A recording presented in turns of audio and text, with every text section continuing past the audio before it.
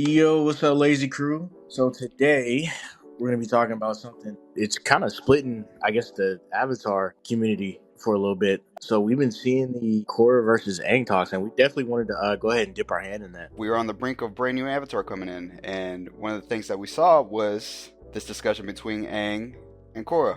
I've never watched Korra because I tried getting into it. I just couldn't get into it. I gave it the good old 5 episodes in, and it just was not capturing me. Mr. Dre here actually seen it, so Yeah. I need to get some information on why this heated debate between Aang and Korra. So, like, first of all, what is that? What's it about, anyways? Like, is So it power scaling? Is it n- influence? What's it about? no. So the whole premise is that um basically the premise is a large percentage of the community, really like majority of people, they're in favor of Aang, and like just from what I've seen, it could be most people, it could not be most people, it could just be my FYP, right?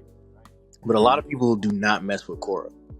A lot of people think she's like a really bad avatar, and a lot of people just they don't have her high on the avatar tier list. So what I'm guessing is influence based, like what she actually did as an avatar. Yeah, so people that don't like her, that's what they're claiming. And then the people that are kind of defending her, it'll range from, well, you're making this for Aang, but that Aang wasn't that good at this, and then it'll range from that to you guys just don't like her because she's a woman. It's a whole bunch. It's all over the place. It's everybody like scrambling to either defend Korra or say or just really kind of like get on Korra. Gotcha. Well, let me ask you a couple questions just so I can kind of gauge a good difference, other than what I've known so far. Because like I said, like the only thing I know about this is just people on Twitter or whatever. But people online will talk about anything, including us.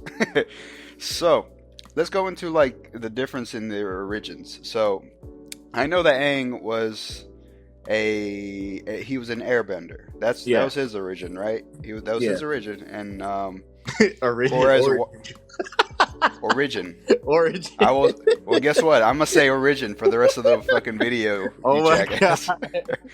So go into Korra's origin, and I'm gonna say it like that too. I'm gonna say it very, very like Okay. intense. And what I remember from watching Korra was that her origin was waterbending, right? She was. Is she kin to Katara at all? I don't think so, right? I don't think I No. remember any of that. No. So she's not related to Qatar. So basically, the two differences are, and you're right. Aang was an airbender. Obviously, he was raised on the northern air temple, and I believe it was the northern air temple. So don't kill me. And when he found out he was Avatar, none of the kids wanted to play with him, and they were going to separate him from Monk Gyatso, and I think they were going to send him to like the other air temple. So he ended up running away. And then that's how he and Appa were caught in a storm, and then he encased them both in ice, and then that's how the 100 years thing happened. Korra, a little bit different. So Aang found out he was the Avatar at like 12 or something like that. He was a preteen. At least I think he was 12. Again, don't kill me. It's been a minute. Korra found out when she was like a toddler. She was young, like she was like single digits. Like I'm pretty sure when she showed up in that first scene, she had like the little kid, how, like the little kid pudgy belly and stuff like that, and she was fire bending, earth bending, and water bending, and just throwing all the elements all over the place. Oh, So okay. So she was a Korra, prodigy. right? So Korra, that's how it was marketed, like that she was a prodigy. So Korra, from an early age, they had her in basically combat training. I didn't see anything. I don't remember her like them shoving like books and throwing like spirit studies or anything like that in front of her. Again, I could be wrong, but just from like the first couple episodes, like she was already beating up masters of like fire, water, and earth, and air was like her hardest element. So it was told to us that she was like a master of 3 of the elements basically at the start of the series. Okay. Right. So she grew up. She had a very sheltered lifestyle, but she also had a very supportive upbringing, because when she decided that she wanted to leave and then go study airbending with Tenzin, they let her basically out, and they let her go to the Republic City. I think it was called Republic City or something like that. Okay. And it might not be. They let her go live with Tenzin. Gotcha. So, a little quick question. When you said that it was marketed that she's a master, does that mean she wasn't a master at all? Like, she still had to learn, like, the other three elements? Or is her story pretty much just learning airbending along with a bunch of, plot stuff? No. So her is a lot more character development based. Aang's he was already a master of airbending. We have to hurry up and find teachers. We have to hurry up and find teachers for this guy so he can, take over the Fire Lord, in a year or or a couple months. I forgot the time frame. But his was like a race to master the elements. Hers is literally character development. Gotcha. So yeah, because I just remember like they had Aang had to master the elements before Sozin's comments came. Right. Okay, so I see that Aang's has a more struggle. So Aang's was more of a urgency thing, whereas I forgot her name. Korra was more so like she's just developing, and then she's finding bad guys here and there. Was there any kind of world-ending stuff going on with Korra? Yeah. Oh, okay, gotcha. Yeah, so she actually had to defeat a spirit. I forgot his name, but they did a whole backstory of the first Avatar. I think his name was like Avatar 1, and how he's separated the humans and the spirits, and he went to the different giant lion turtles and stuff like that, and he got granted all the elements. So Korra had to fight the guy that he fought, and it was like an evil spirit, and he at one point he made like the Dark Avatar in the series. So she had some pretty serious threats. She had Amon. I believe that was the guy he was a fake non-bender, and he was like trying to start a revolution of non-benders versus benders, and he was trying to start civil war with that. And then there was like Zahir. He was part of the Red Lotus. He was an actual non-bender that when Korra had basically did this thing to where I think it was like harmonic convergence or something like that, and then it granted a whole bunch of non-benders bending. He actually woke up in jail and had airbending, and she also had Unalaq, which was she had a bad guy for every season. She had Kuravera, Unalaq, Zahir, and Amon. So she had people that were like, trying to take over the world and just do that type of stuff. I don't think necessarily destroy the world. Who was the blood bending dude? That was the first one. That was Amon. Okay. I will say that one of the cool things about Korra was like how they went a little bit more creative on the bendings, and how each of them can like go into something, or they used bending in ways that like wasn't used in the first Avatar. Like once again, and there's probably more context on this because I've never watched Korra. I just watched snippets, and then like I saw this one woman literally airbend the air out of somebody's lungs and killed them. That was Zahir. That was okay. It's stuff like that. I was like, oh, okay, that's dope. He I'm not gonna say killed. He took care of the Earth Queen, the Earth Kingdom Queen. He took all her oxygen away from her. Oh, okay. Yeah. So that was one cool thing that I did notice. There was more creativeness of how to use elements in Korra. But anyways, back to the discussion. All right, now we see the origins for both Aang and Korra. As far as like how they fight, Aang has a way more elegant and fluid kind of way of fighting, where I see Korra as like more brutish. Yeah. So that's one of the gripes that I've been seeing. They actually regressed a lot of what the show kind of had built itself on from or a lot of what the series had built itself on from, Aang moving to Korra. So basically, I'm young. I'm old enough to remember when Avatar: The Last Airbender was coming out. The commercials were literally when they were doing the marketing for Avatar. They were literally one of the points that they were kind of selling to people was that the elements were based off of like different kung fu styles, and they literally had like commercials talking about this element is heavily influenced by this, and these guys have like a strong style. This is like Tai Chi. I remember those commercials. Well, in Korra, they reeled a lot of that back. Like, so if you look at like a big gripe that I've seen is the combat was actually, I know you were talking about the creativity. So I'll agree the creativity or the expansion and how they use the elements, there's a whole bunch of, firebenders that can, work in factories to produce electricity. There's a bunch of people, using their bending for all of this. Well, in terms of combat, it kind of took a back step, and I think that's a gripe that a lot of people have had with Korra. Because if you look at Korra, she's kind of like a boxer karate type. It kind of didn't do her justice because a lot of the time she lost a lot of her fights to people that did seem more in touch with like older stock that were like just more acrobatic or could just they just maneuver the battlefield a little bit more. It's like contradictory to like what you're initially introduced to her as, because she's not necessarily like a spiritually in tune avatar until later, right? So her thing was supposed to be she's brolic and she can fight. Like that was one of her things. She was just powerful. That she thought that the series was gonna, that her series was gonna like really build itself up. Build her off of. They both had advantages and disadvantages. Mentioned kind of Aang being more elegant. So Aang, like I said earlier, he was an airbending master at like 12.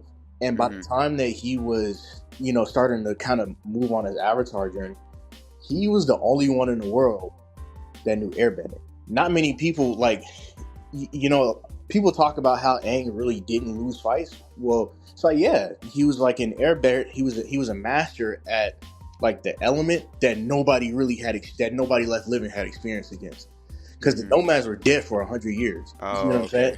Yeah. Now, obviously, he was a prodigy because he picked up waterbending like that, like snap of a finger. Struggled with earthbending, and he picked up firebending very easily, right? But he put it down and didn't revisit it till like the final season. Oh yeah, he started teaching him. Yeah, he burnt Katara's hands. It was like, no, never again. Right. I was like, bro, if you don't get your ass up, bro. Right. Okay. And another just difference. Korra, while the airbending was an advantage for Aang, it was a disadvantage for Korra because there was like 3 people that knew airbending. So she had to learn all of that from scratch on her own, Literally. Pretty much. Whereas Aang was pretty much taught that as a kid, and then like that spiritualness, the meditation, and all that extra stuff is stuff that Korra had to learn. Kind of. Like the disadvantage is she didn't start learning that stuff till she got to Tenzin. So she didn't get to learn, she didn't really dive into that spiritual side, I think, until she got with Tenzin. And we're talking about like years after she's already been a damn fully recognized avatar.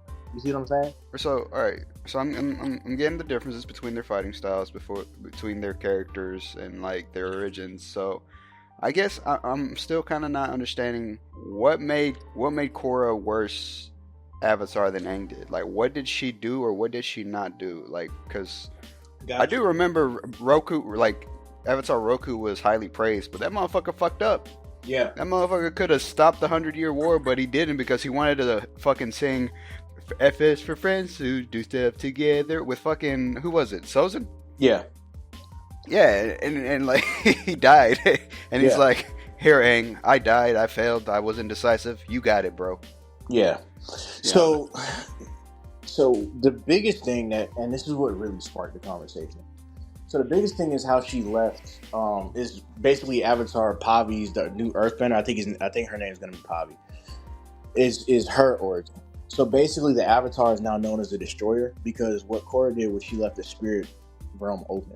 The Avatar is now basically known as like a Destroyer instead of somebody that is like the connect between the spirit and the human realm. She fucked up.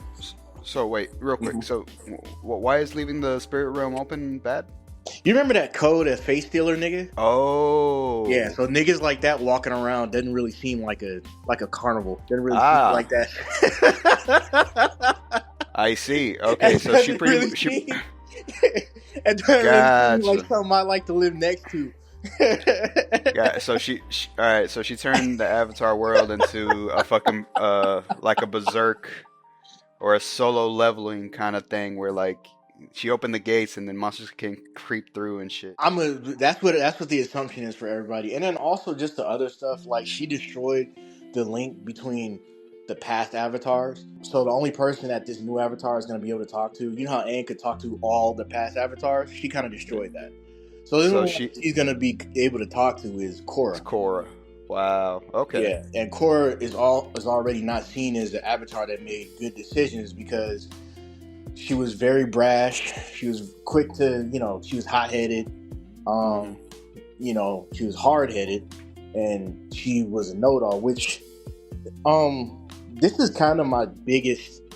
This is kind of like the biggest thing that I didn't see people like discuss throughout all the Aang is better, Korra's not that bad, Korra's better conversations. I've never actually heard anybody discuss the basis of like how old these people were.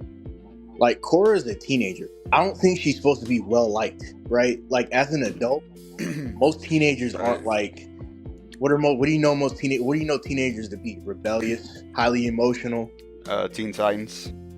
I'm sorry, I really enjoyed Teen Titans. Every time I think of teens, I'm thinking like Teen Titans. Teen Gotcha. Titans, go. No, but you get what I'm saying though. So the She character's put. gonna have. Go ahead. I was about to say. So she just played the trope really well of being a teen, and she had the whole world on her shoulders and the power to do whatever. And a teenager fucked up. Yeah, Sounds. This is what it sounds like to me. yeah. I think Yeah. that's something that a lot of people are like kind of overlooking. Like just because she's the avatar doesn't exist. Like she's the avatar doesn't mean she's not a human. You see what I'm saying? Yeah. How old was Aang? Aang was like he was a preteen. He was like 12, like 13 at the end of the series. So he hadn't really gotten to that like super rebellious phase that I'm gonna assume the writers were going for. And to Hmm. be honest, he was raised on in an environment where everybody was a pacifist. So character wise, he was morally like because of his background. Character wise, he was Uh huh. morally further ahead than 95% of the world. He was a pussy. You say so? Bro, that motherfucker was gonna get taken away from his fucking from his teacher, and he decided to run away, causing the 100-Year War too. Yeah. Like, listen, that's a big fuck up. Yeah. But here's the other end. Here's the other side of that. If he had stayed, he would have just got killed, and they just would have spawn camped at the water tribe. Listen, man, it just sounds like whoever's picking these avatars, yeah, they just not doing right, bro. Yeah, I mean, I'm just saying, like, if he literally stayed, he would have like stayed. And I saw this in somebody else, and I thought this was a very good point. If he had stayed there and fought with the air nomads, he literally would have been killed, and then it would have just moved on to like the water tribes and just spawn camped them until they got to like until the Avatar got to the Fire Nation. So Yeah, these avatars, man. I don't know. either I don't know way, what it is. yeah. So either way, it was like, damn if you do, damn if you don't. So one thing that I did not ask was what caused her to open the spirit realm, or why did she do it? Was it a mistake, or did she do it thinking with good intentions? Because that's also important. Yeah, so she did it with good intentions, even though the spirits literally were like, "We don't think that's a good idea." And I'm not super high on Korra lore because again, it's been a minute since I've seen it. But I Hmm. do think I remember like some people saying, "Hey, close the port, like that, like don't leave the portal open." She was like, "No, I think it's a good idea." And I think she came to that revelation like after she had seen the history because she had to like learn. Because if I remember correctly, she had like lost her bending, Mm. and she went back and learned, like about the first Avatar because one of the spirits was like telling her how it all started and stuff like that. And doing that, she just kind of left it open because I don't know, she just felt the connection or something. I don't know, she just chose to do it. Plot device for the Gotcha. next Avatar. Gotcha. Okay, I see why like this new Avatar announcement like made this debate bring up again because I Yeah, guess a lot of people are holding a lot of grudges and shit. But But I don't Yeah. know, man. To me, at the end of the day, it just sounds like all these avatars are just, I don't know, they're just all fucked. Yeah. It doesn't really seem like any avatar is born into like a perfect, you know, situation. Yeah. Yeah. Which I guess my thing would be is just listen, man. People make mistakes. They're gonna figure it out. You know.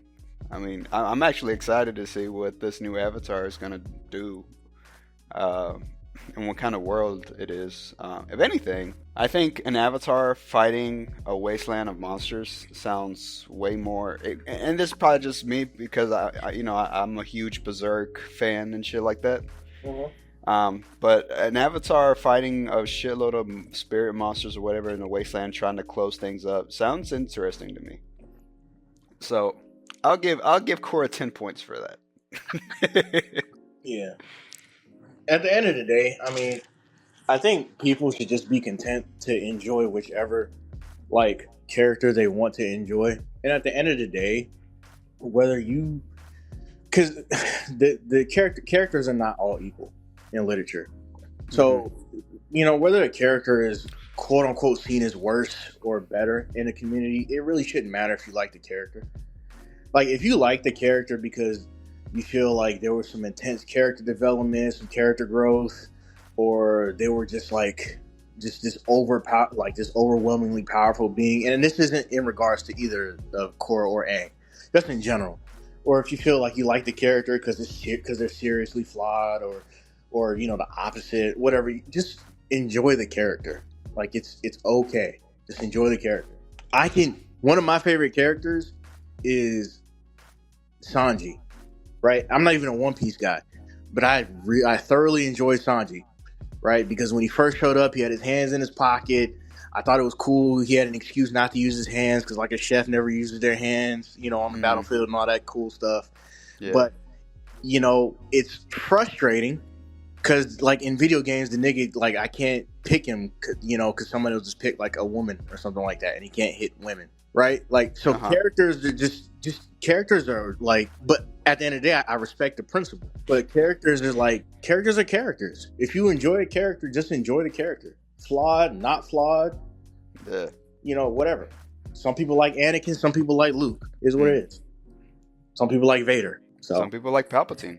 Some people like Palpatine. You fucks. But anyways, so what would you say are you most excited about this new Avatar, and what are you expecting, or do you? Because I see a lot of people kind of not wanting to watch the new Avatar based off of the Korra series. But what are your final thoughts on like the whole matter? Like, are you excited for the new anime? Or, are you excited for the new Avatar, or are you kind of like? I mean, if it's there, I'll watch it. If not, You talking about as far as just like, am I excited to watch the new? I mean, it's an Avatar, so it's like I'm gonna check it out, right? Even just off of like nostalgia, right? But what I'm most excited to kind of see about this new Avatar is they're supposed to be like missing a leg or something like that. Like, it's supposed to be like crippled somehow.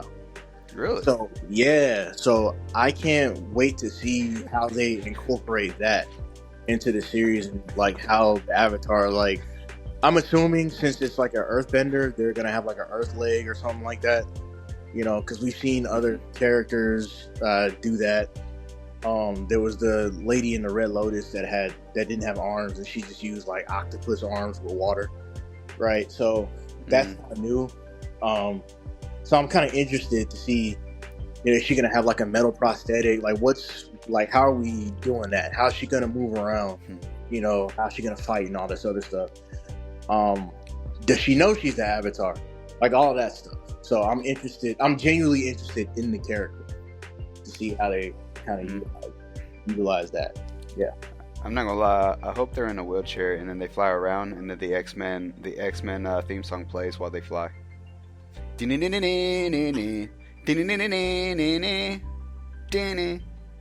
I would really watch it if that was a thing. I think wheelchair is where I tap out. I wouldn't watch Avatar: The Wheelchair Chronicles. No disrespect to anybody in a wheelchair. I don't know if I'd watch Listen, cuz like if they were, bro, like they would. You've seen Scary Movie too? Yeah. You know what Talking that about the dude that basketball was like, scene? take my hand. This is my good No, hand. no. Yeah, that movie. But you know the scene where they were like playing basketball and shit, and then that dude in the wheelchair did a spinner Rooney with the wheelchair in there.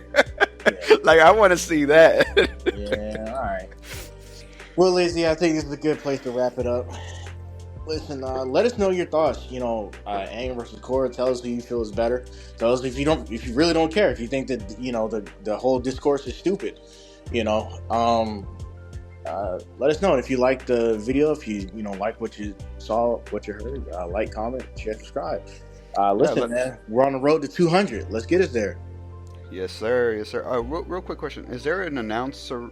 Has there been an announcement for a release date on the new Avatar? It's 2025. I don't know the specific date. I think it has been announced, but I know it's 2025. Awesome. Yeah, well, Lazy Gang, like, subscribe, comment, all those things. Let us know how you feel between Aang and Korra. And, look, don't hold back. We want to hear your opinions. Yep. Other than that, Lazy Gang out.